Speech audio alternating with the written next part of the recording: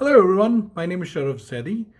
Welcome back, and today's topic is how do leaders and managers manage their remote teams in this whole lockdown situation. I've got 10 suggestions. Let's get to that. Number one is plan. I know it's going to be difficult because things are really uncertain. We don't know when you're going to get out of this lockdown, but have a plan. Have a daily plan, have a weekly plan, have a monthly plan, bi weekly plan. Also communicate that with your team members. Don't forget to do that. Number two is set expectations. Be clear of what you're expecting out of them. Have identifiable goals. Keeping in mind, and this is a tip that I can give you, treat the way you would like to be treated, lead the way you would like to be led. Now, what do I mean by that? It's simple. We as team members also are reporting to CEOs and vice presidents. There are certain expectations that we have from them in this whole lockdown situation. Note that down.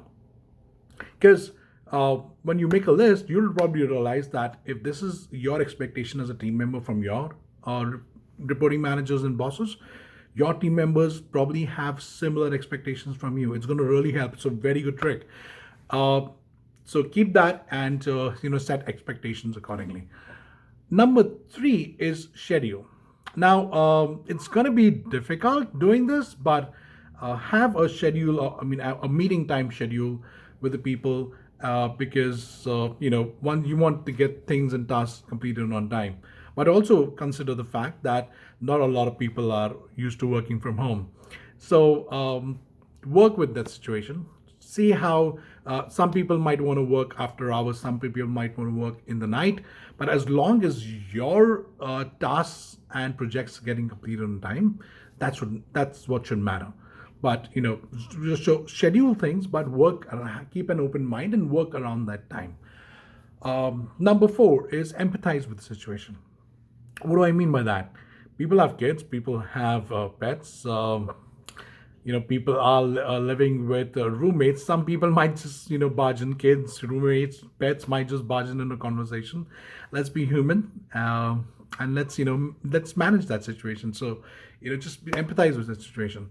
Number five is effective use of technology. Now, let's explain this. All right. So, yes, you can use technology that's available right now. If you want to do video calls, one of the best mediums to do that is you can do a wire. If you just want about three or four people getting to the conversation, you can use WhatsApp. You can use Google Hangout. But if you want more people, then you can probably get some paid services like Zoom. So you can use that. But also knowing the fact that you need to understand the communication level. What do I mean by communication level? Now, there are certain conversations that requires that you see the person, see the expression, see how they're reacting. Uh, so that you can probably do a video, a person to person, but that's not possible. So you do a video call. Uh, if there are certain conversations you can have over the phone, a phone call. So that's the second level. If you can't, if you can probably have this conversation over a chat. Do that. Just chat somebody, send somebody a message, instant message, and things you can probably communicate that accordingly. But you also remember the tagline that we had, that we've always been hearing, is that this meeting could have been an email. Now, so, well, I hope you understand that. So if there is something that you don't need really personal communication, you just can probably send an email about this. So have different levels of communication.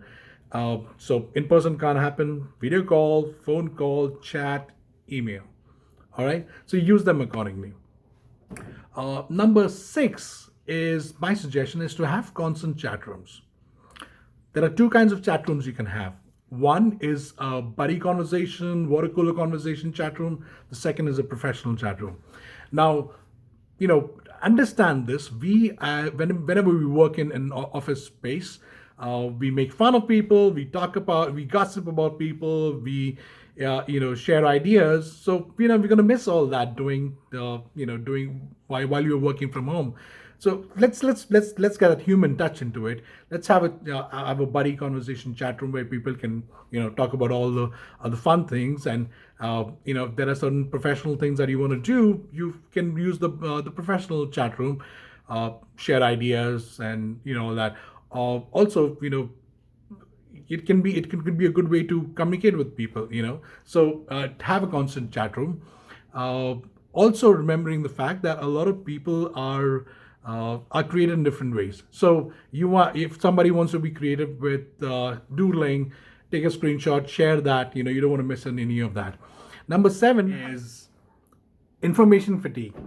Too much emails, too many phone calls makes people less effective.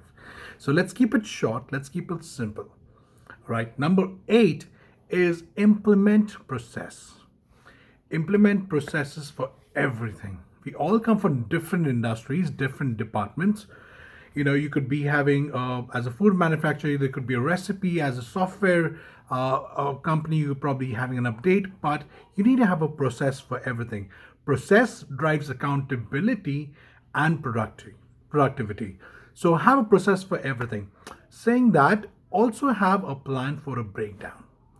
Every company has a disaster recovery and a backup business continuity plan. We're using laptops and phones. We're using the cloud. Now you need to have a business continuity and a disaster recovery plan. Let's make that bulletproof in this whole situation and communicate that to your team. Very important.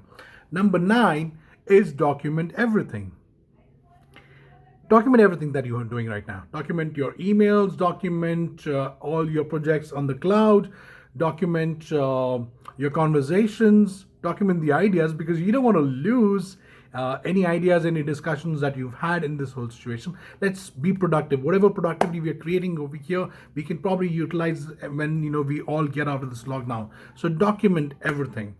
Number 10, make it personal. We are human beings, so as a manager, try to make it personal. Empathize, we've already covered that, but make it personal. It's as simple as smiling on a video conversation. Let's say your people are coming in, you schedule a video conversation, arrive early, people are popping up on your screen, just greet them, talk to them, ask them about how they're dealing with the situation. If they need any help from the company, empathize with them, connect with them, and just we make it personal, because we miss this whole interaction of working together. So these are my suggestions. If you have anything to share, please add them on the comments. I'd love to hear from you. If you have any collaborative ideas, I'd love to hear from you. The next video I'm going to be covering is all about how companies are going to be walking the talk of their mission and vision in this whole lockdown situation. So see you soon.